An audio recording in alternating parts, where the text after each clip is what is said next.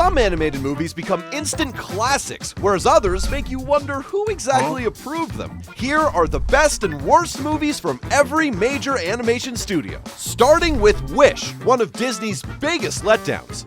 The studio gave their big centennial villain a song that sounds like he's trying to win a middle school rap battle. I don't think you've ever even been invited to a party. And how's it feel to get rejected by that chick you're obsessed with named Lexi McCarthy? In fact, none of the songs in the film feel timeless or catchy, which is wild because for a movie celebrating Disney's 100th anniversary, Wish had everything going for it. A kingdom built on the wishes of its people and a girl fighting for them back. Instead of creating something original and solid, Wish keeps revisiting old ideas and hidden references. Asha, for example, is clearly the typical modern Disney heroine. The wishes don't belong to you. You were never going to grant my Saba's wish, and he deserves to have it back. She's quirky, incredibly determined, and starts a rebellion the moment things don't go her way. But that's the extent of her writing. Her stagnant character arc makes her seem more like a template for a Disney protagonist rather than a fully fleshed out character. Even King Magnifico, who honestly had the most potential here, gets trapped in the same confused writing.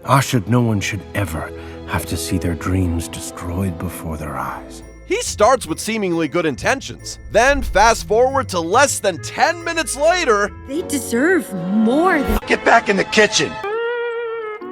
That's one of the quickest villain expositions I've ever seen. The writers had the potential to make Magnifico a layered villain. Instead, they realized that he wasn't evil enough, so they used an evil book to give Magnifico green eyes and a crazy villain vibe.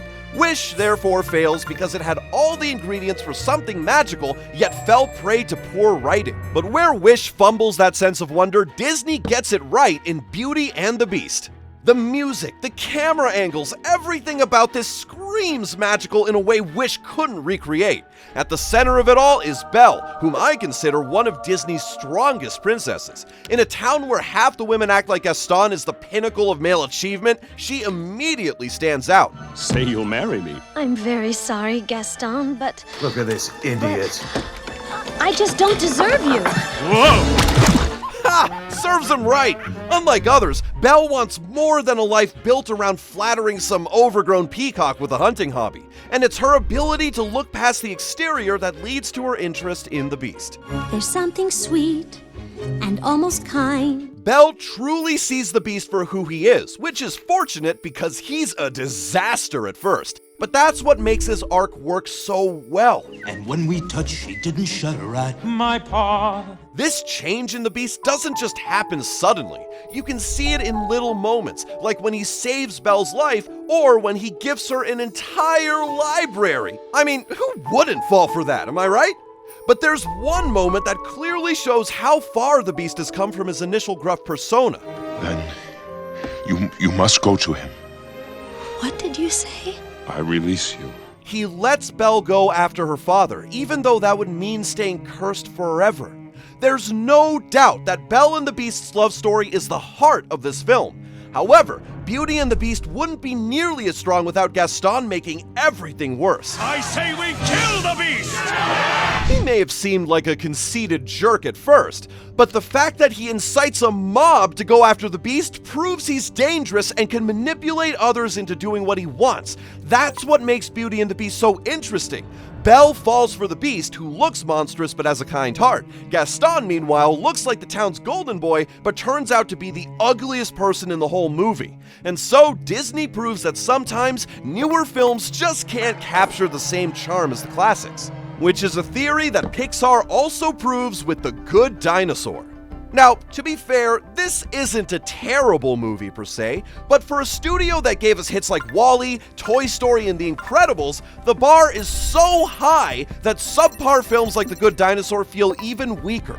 Considering how interesting the premise is, this movie is such a letdown. What if the asteroid misses Earth, dinosaurs never go extinct, and humans stay feral little cave gremlins running around on all fours? Pixar, however, takes that concept and turns it into one of the blandest stories the studio has ever made. Before we dive into the plot though, I will say that Pixar outdid itself with the visuals. The landscapes, the lighting, even the music are all gorgeous. However, it feels like Pixar spent the whole budget rendering the landscape and then realized halfway through that they also needed a compelling story. Now, to be fair, Arlo isn't a terrible protagonist, just a bit boring. The story follows him as he gets separated from his family and tries to find his way back, learning to be brave in the process with the help of his new human pet. For most of The Good Dinosaur, the dialogue isn't sharp, and the stakes aren't high enough to push the movie forward. In fact, there's no memorable villain, except for a gaggle of pterodactyls who are more annoying than anything else. For a kids' movie though, The Good Dinosaur can be a bit too gruesome at times. I drowned that croc in my own blood. Are we sure kids should be hearing this? And what about this trippy scene?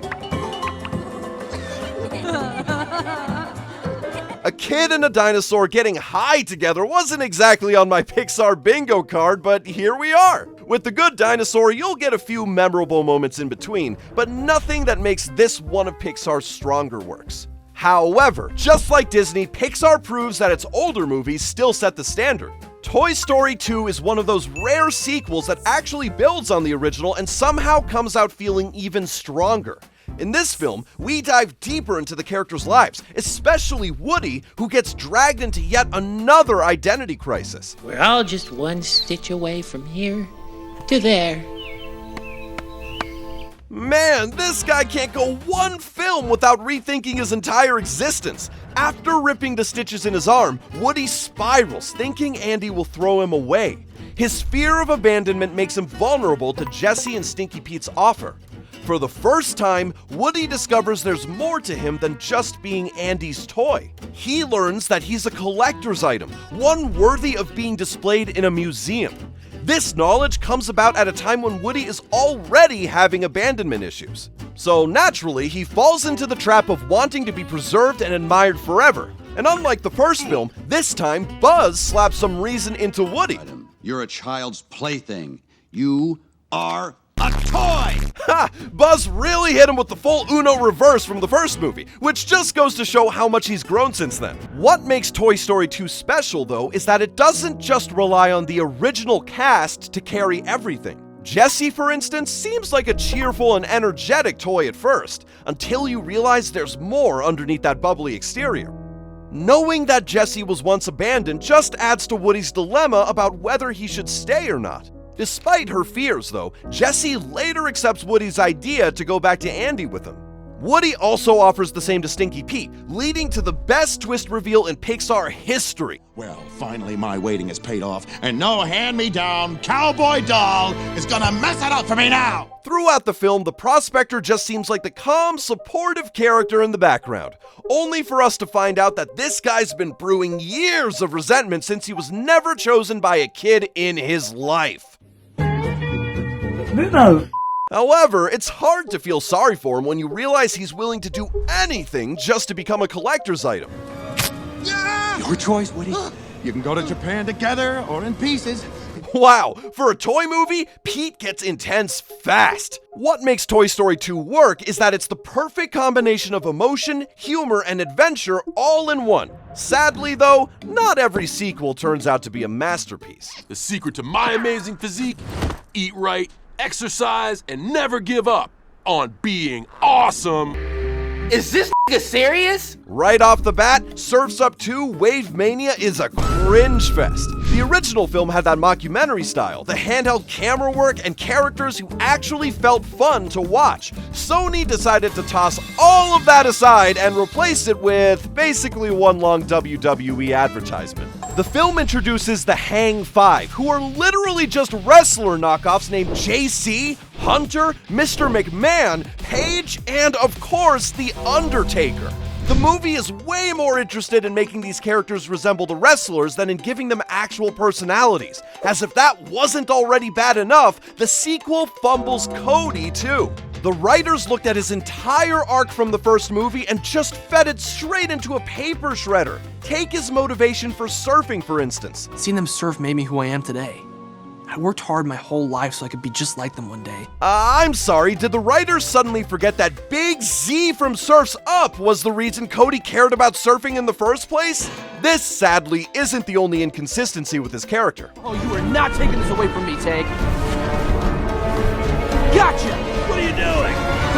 One of the main points of the first Surf's Up was Cody learning that surfing isn't just about winning or competition. This sequel, however, has him acting like he learned absolutely nothing. What's worse is that Cody's tussle with Tank also endangers Chicken Joe.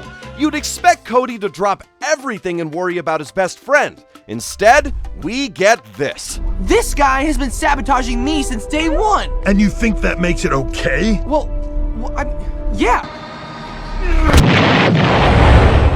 The movie ultimately teaches Cody that there's more to life than fame and an obsession with being the best. Which would be fine, except that was already Cody's exact character arc in the first film! Oh man, Sony really dropped the ball with this film. Thankfully, the studio also gave us one of the best animated films ever made to make up for it. Spider-Man Into the Spider-Verse is the beginning of the best franchise the studio's ever created. The comic book text, the sound effects, You know me, sir. and the whole visual style look completely original, like it's never been done before. What immediately grabbed my attention, though, is the soundtrack. I mean, just listen to that! Into the Spider-Verse, however, isn't just all style, no substance. It actually has a story worth caring about, starting with Miles, our protagonist. Needless to say, Oh, for crying out loud. Instead of an already polished Spider-Man, we get this nervous kid stumbling his way into the role. Personally, I find that even more compelling, because becoming Spider-Man doesn't magically fix Miles' life. If anything, it makes everything harder. With his new powers out of control, he embarrasses himself around his crush, needing to shave part of her hair off just to pry his fingers away. However, that's nothing compared to the fact that he has to watch Kingpin kill the original Spider-Man right in front of him. Despite all that, nothing prepares Miles for the secret he accidentally unveils. You know me, sir. I don't ever quit. Miles finds out that the uncle he loves is the Prowler, the same person who's been relentlessly hunting him. Unfortunately, before Miles can even process that, he has to watch Kingpin kill his uncle too.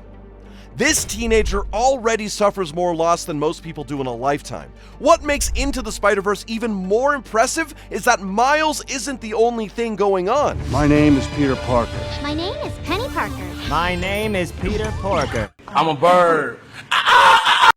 Yeah, this movie has a whole lineup of spider people, family drama, comedy, action, and a giant collider ripping reality apart. That's the kind of setup that could have turned into a complete mess. Instead, Sony somehow made a Spider-Man adaptation that looks incredible and actually delivers on the story too.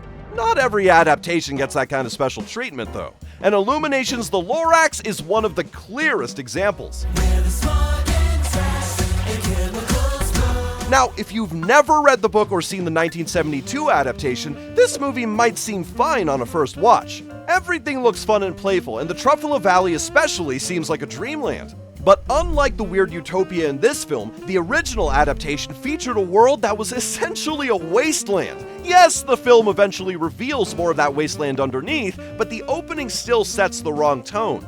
It's within this plastic world that we find our protagonist, Ted, whose biggest goal is to impress his crush. What I want more than anything in the whole world is to see a real living tree. One wish from Audrey is all it takes for Ted to drop everything and set out on a life-changing mission to find a tree. His journey leads him to the Onceler, who recounts his tale about cutting down all the trees despite the Lorax's warning. How bad can I be? I'm just building the economy. Okay, first off, what even is this song? Second, this is supposed to be a mysterious, faceless character whose greed gradually corrupts him. Instead, the movie has him rocking out on a guitar and singing songs about how bad he is. Then, to make matters worse, the writers decide to give us O'Hare.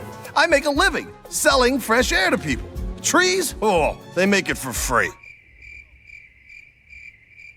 personally, I feel like the story didn't really need this munchkin as a villain. He just pulls the focus away from a story that's primarily supposed to be about the Onceler and the Lorax. Plus, it doesn't help that this guy just comes off as a petulant child rather than an intimidating villain. What's more frustrating than O'Hare, though, is the film's ending. You done good.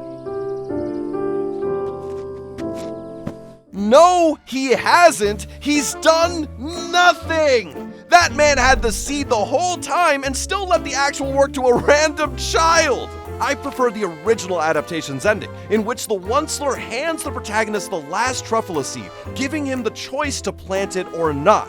It feels like a much more powerful ending than the message of forgiveness. But when Illumination channels all that chaos into the right kind of story, it actually works. Despicable Me fully commits to its own absurdity, which is what makes it stand out. The main character is Gru, a supervillain with a weird accent who has an army of yellow, chaotic Tic Tacs and a plan so ridiculous it shouldn't work at all. At first, our protagonist is selfish, petty, and doesn't care about anybody but himself and his bizarre little evil resume. And opposing him is Vector, the most memorable villain in Illumination history. Because I'm committing crimes with both direction and magnitude. Oh yeah! Instead of giving Gru some dark, brooding enemy, the movie features this smug, tracksuit-wearing man-child. Their rivalry often feels like two overgrown children beefing with high-tech gadgets. Soon, the movie throws Margot, Edith, and Agnes into Gru's life, forcing this evil mastermind to navigate the horrors of parenthood. At first, he's very obviously using them as part of the Moon Heist business plan, but little by little, the movie lets that dynamic grow into something genuine, and that shift becomes the heart of the story. Eventually, Gru cares about the kids enough to become super dad the moment they're in danger. He punched my shark! So while the heists and gadgets keep the film fun, it's Gru's arc from villain to father that really sells Despicable Me. This is the kind of movie where ridiculous ideas somehow come together perfectly. On the other hand, Megamind vs. the Doom Syndicate feels like DreamWorks threw a bunch of ideas together and hoped it would count as a movie. He's a which nobody can deny. God have mercy upon us. Now, before you come at me, I know this is a direct-to-streaming movie and not a feature film, but this sequel genuinely annoys me so much that nothing else can take the bottom spot for DreamWorks. There is so much wrong with Megamind vs. the Doom Syndicate, but first, let's start with the original characters. So, Megamind gave me a new name, Old Chum. It means old friend. Not even 5 minutes in, and the writers have already decided to rename Minion to Old Chum. Look how they mess with my boy. What possessed them to do that? That's basically the question I keep asking myself throughout the film. The writers keep making changes or adding things that don't improve anything. Which brings us to the Doom Syndicate. Today's forecast, frigid cold flurries and 100% chance of doom. Apparently, this is Megamind's old villain crew, which could have been an interesting idea if we'd ever heard about them before. The whole conflict is built around the Doom Syndicate thinking Megamind becoming a hero is just part of some bigger evil plan of his. So instead of just telling them he's changed, Megamind decides to make his own life harder by pretending he's still a villain while trying not to cause any real damage. Sadly, though, the writers aren't done introducing new characters. Megamind just saved yours truly from becoming a human vegan pancake. Keiko happens to be Megamind's biggest fan, helping him out even when no one asks her to. Ultimately, the entire sequel just feels completely unnecessary. It's hard to forgive DreamWorks for this one. Thankfully, the studio also gave us the gold standard for sequels. Shrek 2 takes everything we loved about the first film and builds on it. The first film was about Shrek learning to let Fiona in. This one is about what happens after that. Well, I suppose that will be a fine place to raise the children. Man, that has to be one of the most awkward family dinners ever. Shrek finally meets Fiona's parents, only to discover they don't really like him, especially King Harold. This only adds to his insecurity about not belonging in Fiona's world. Shrek, therefore, decides to change for Fiona, literally. Look out, princess. Here comes the new me. This guy really drank a potion and turned human because he thought that was the only way Fiona could truly want him. It's this insecurity that our villains use to their advantage.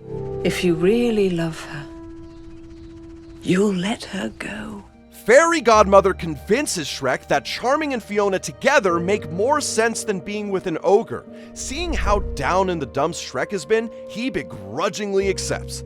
All the while, Charming disguises himself as the ogre, fooling Fiona and permanently taking Shrek's place. Or, well, he tries to. Is that glitter on your lips? Cherry flavored. Want a taste? Really, Charming? That is your best ogre impression? No wonder you failed. But while Fairy Godmother and Charming are great additions, the movie's most iconic new character is obviously Puss in Boots.